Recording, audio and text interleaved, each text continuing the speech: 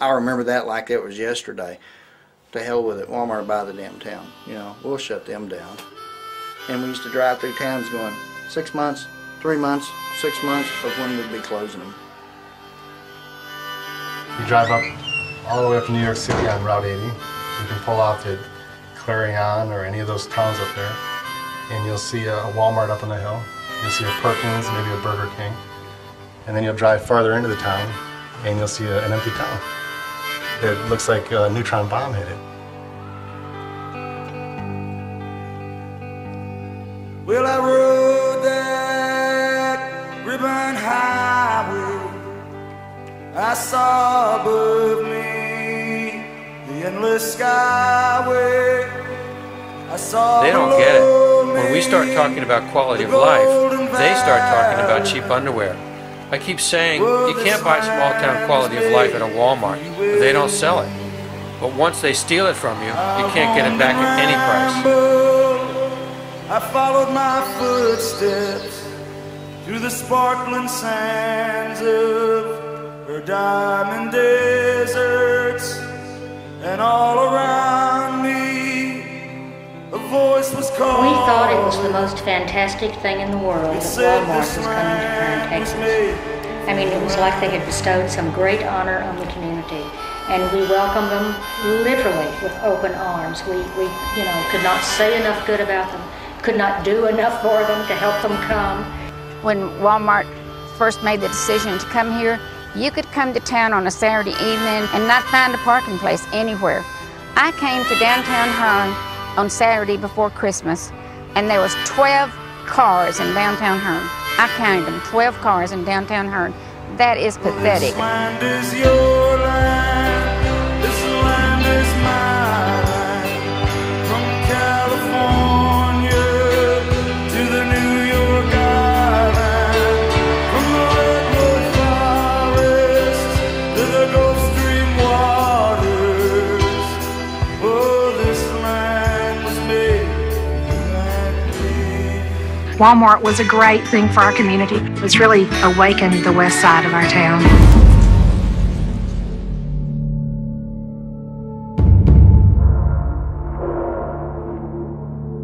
I think Sam Walton would tell us, just as he did before he passed away, that the number one thing in this company is our associates. And we've got stores that aren't treating associates as well as they should be treated. And, it's a community college. I didn't have much for anything else.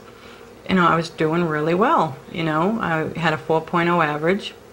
But life happens. My dad got sick, my mom got sick.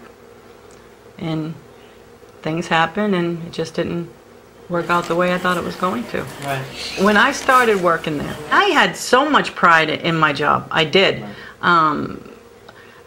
I didn't mind being there when they needed me. I didn't mind I knew that we were short-staffed.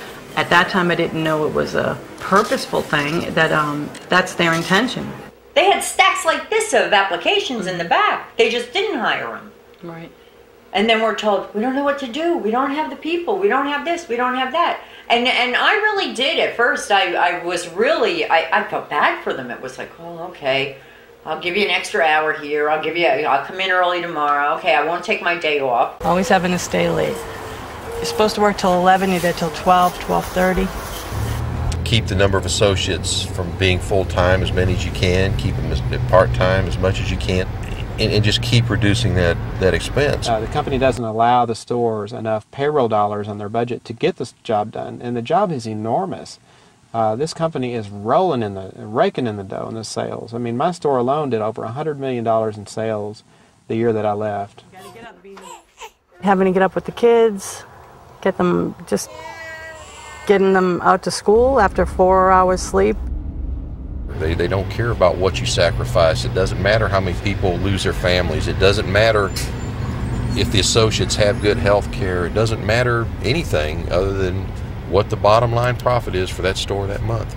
It just makes it really difficult to have a good family life at Walmart. If you can squeeze every dime out of them, you go for it.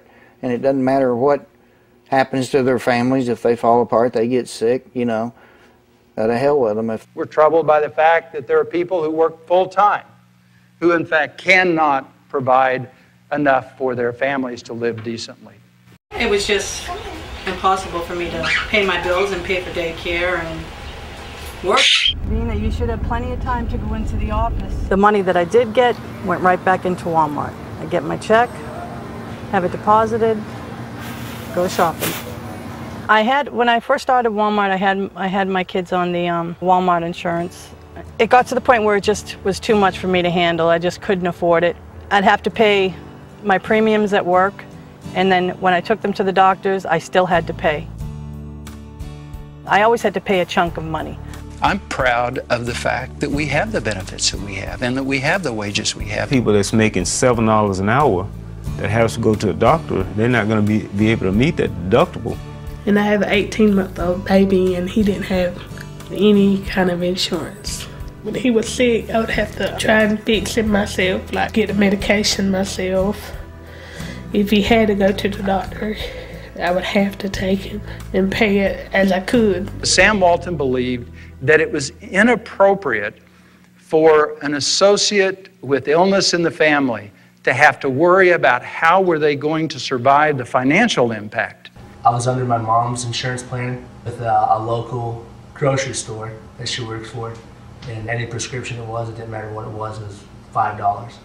And now through Walmart, for that one bottle of pills, I'm paying $70. But I can't afford to put my children on the Walmart shirt because it's too expensive. There's no way I can afford to have $75 taken out of each check just for medical. That's why, because I'm such low income, I am able to get the Medicaid for the kids through Colorado State. But they're a billion-dollar corporation, so I don't see why they cannot offer a better medical package for their associates so that we can afford to get our families on insurance. You start weighing, okay, he's sick, we eat. Which one do we do? Well, let's give him an aspirin. No matter what anybody says, they're at poverty level. I watch so many people go without lunch in the lounges that I stopped eating in the lounges because I just had my managers eating there because I just couldn't stand it. They just wouldn't eat, and we weren't allowed to offer them any money. And there were people I see that didn't eat nothing. They'd take an hour lunch and just sit there. We have full-time employees that worked at Walmart, and they had medical, but the medical was so high, so they had to go out and get Medi-Cal, some type of government medical. While I was working at Walmart, I was on WIC. It's an excellent program. It saved my life, really, because you got all the formula and cereal and stuff you needed for the baby. And I also went to the Medicaid office. It can be a real hassle having to deal with the offices, but, you know, at least they're there. I'm thankful for the programs that are available, you know. It's not a fun situation. It's demeaning. I always heard people say, you know, oh, they're just, you know, there's so many people who just use the system, use it. I can't imagine that, because there is no way I would want to spend any length of time having to do what you have to do to get assistance. You talk about using the system. Look at the way Walmart is using the system. They're promoting people to go to Healthy Kids and to get food stamps and Section 8 housing, and they're the ones that are using the system. Yeah, it's pretty bad when you need to tell your employees that all these programs are available for you because we're not paying you enough money. Retail giant Walmart is encouraging its workers to go on welfare. Instead of paying for its employees to have health benefits, she says Walmart is making the government take care of it. In Florida, Walmart has more employees and family members eligible for Medicaid than any other company.